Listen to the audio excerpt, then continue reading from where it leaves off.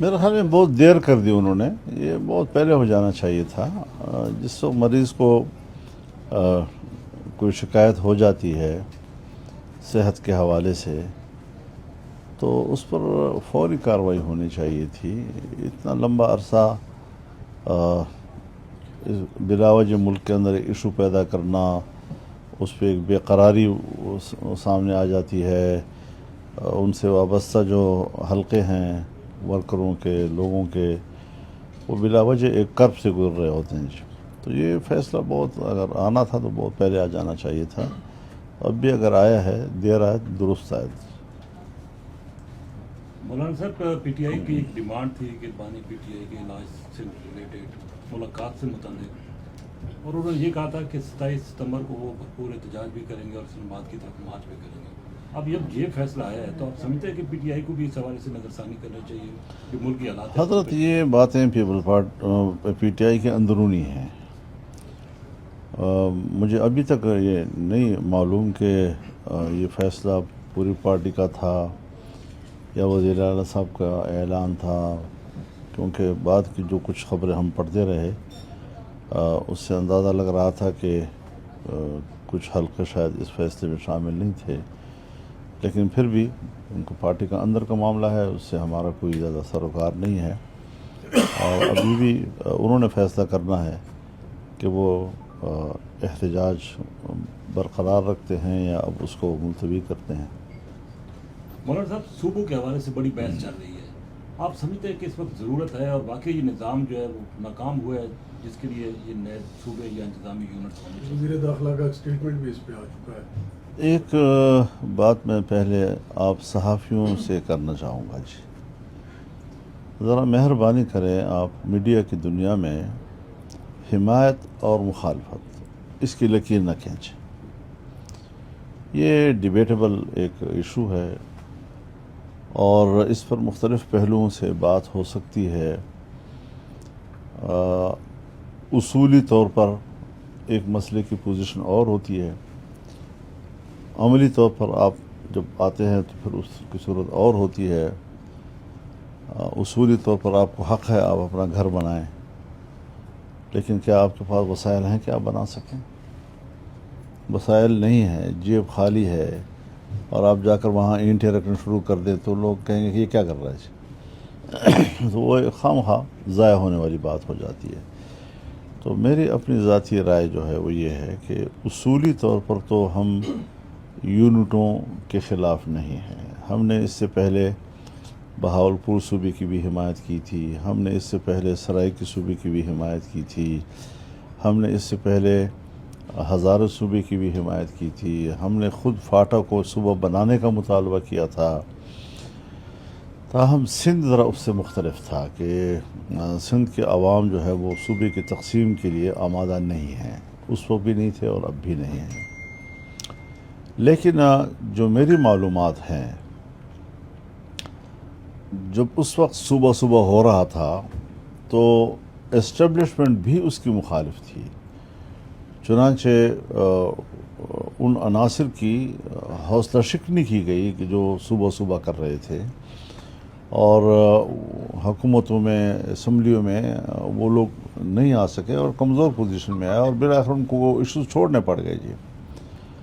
آج پھر کون سی ایسی وحی آ گئی ہے ان کے اوپر کہ ان کو پتہ نہیں کتنے، اور کوئی نقشہ بھی نہیں ہے جی، کبھی آپ 16 یونٹوں میں تقسیم کر رہے ہیں، کبھی آپ 32 یونٹوں میں تقسیم کر رہے ہیں، کبھی ہر ڈویژن کو صوبے کا درجہ دے رہے ہیں، کچھ سمجھ میں نہیں آ رہا کہ نقشہ کیا ہے۔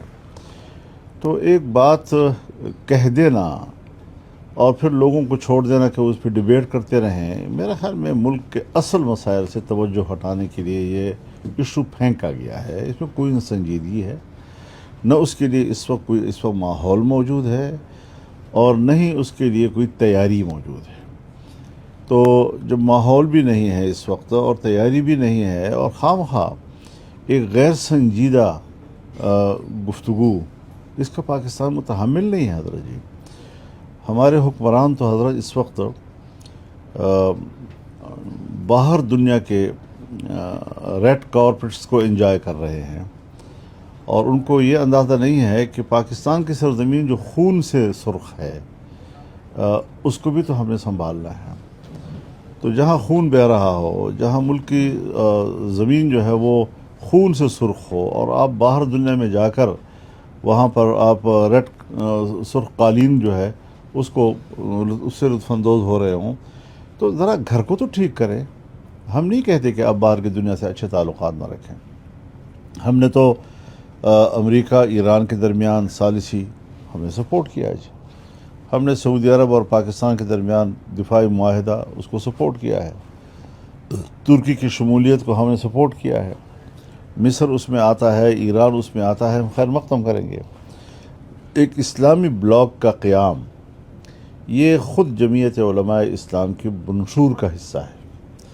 تو جو چیزیں دنیا میں ہمارے اپنے فکر اور ہمارے نظریے کے مطابق آگے بڑھیں گی ہم سپورٹ کریں گے اس کو. جو مناظر صاحب یہ بتائیں کہ آپ کے بیانات کی ہم نے تصدیق ہوتے دیکھا حکومت کی اتحادی جماعتوں کے سربراہ بلاول بھٹو زرداری سے. آپ نے ہمیشہ کہا کہ یہ دھاندلی کی پیداوار ہے، فیک ہے، جعلی ہے، سارا سسٹم وہ اس طرح ہے. انہوں نے بھی یہ کہا کہ فارم 47 کی پیداوار ہے وزیر اعظم شہباز شریف. ایک تو یہ بتائیں کہ کیا اس کی جو ہے اس کے سیاسی جو یہ تصدیق ہے، اور اس وقت انہوں نے خاموشی اختیار کی جو فورم ہے، آپ نے فورم پہ بات کی پارلیمنٹ میں اس حوالے سے خاموشی ہے. تو کیا اب آپ اس کو کیا دیکھ رہے ہیں، کوئی حکومت کی یا عام انتخابات کی طرف ہم بڑھ رہے ہیں؟ دیکھیے، جو ان کے بیانات ایک دوسرے کے خلاف آئے ہیں، وہ جب گلگت میں الیکشن ہو رہے تھے، پھر جب اس کے بعد کشمیر میں الیکشن ہو رہے تھے، تو چونکہ وہ ان کے درمیان کوئی اتحاد نہیں تھا، ایک دوسرے کے خلاف بول رہے تھے. اب یہ خود تضاد کا شکار ہیں کہ کشمیر میں الیکشن ہو تو ایک دوسرے پر الزامات لگائیں، کسی کو فارم 47 کی پیداوار کہیں، کسی کو کرپشن کی پیداوار کہیں، کسی کو بدعملی کا ذمہ دار قرار دیں. اور یہاں پر حکومت میں وہ اتحادی بھی، اور کوئی بعید نہیں کہ اتنا کچھ ایک دوسرے کو سنانے کے بعد وہ کشمیر میں بھی ایک مشترکہ حکومت کے قیام پہ آمادہ ہو جائیں گی. تو ان کے مد نظر صرف اقتدار اور ایک کرسی اور اس کے علاوہ کچھ نہیں. تو یہ سارا کچھ حضرت ہمارے ملک کی اسٹیبلشمنٹ کی ناک کے نیچے ہو رہا ہوتا ہے. آپ مجھے بتائیں کہ ایک طرف وہ کشمیری عوام کا ووٹ لے رہے ہیں، اور نتیجے جس طرح بن رہے ہیں اور سامنے آ رہے ہیں، گلگت کس کو دینا ہے تو کشمیر کس کو دینا ہے، یہ فیصلے کہاں ہو رہے ہیں. ایسے حالات میں مجھے افسوس سے کہنا پڑتا ہے کہ اگر راولا کوٹ میں 2 مہینے سے لوگوں کا دھرنا بیٹھا ہوا ہے، اور ان کے مطالبات بھی کوئی ایسی باغیانہ قسم کے مطالبات نہیں ہیں، عام معمول کی زندگی اور ان کے حقوق کے حوالے سے متعلق معاملات ہیں. اس پر مذاکرات ایک دفعہ ہو بھی چکے ہیں، ایک دفعہ ان کے مطالبات تسلیم بھی کیے جا چکے ہیں. پھر اس کے بعد ان تمام تسلیم شدہ مطالبات کو دوبارہ معطل کر دینا اور باقاعدہ نوٹیفیکیشن کے ذریعے معطل کر دینا. اس کے بعد انہوں نے ان پر گولیاں چلائی ہیں. کوئی 80 سے 90 شہداء اس وقت دھرنا دینے والوں کے دامن میں پڑے ہوئے ہیں جی. اور اس کے باوجود وہ دوسری مرتبہ مجھے کہہ رہے ہیں کہ آپ ثالثی کا کردار ادا کریں، ہم بات چیت کرنے کے لیے تیار ہیں. یعنی وہ کوئی جذبات میں نہیں آ رہے کہ ہمارے سامنے لاشیں پڑی ہوئی ہیں اور ہم اب بھی مذاکرات کی بات کریں.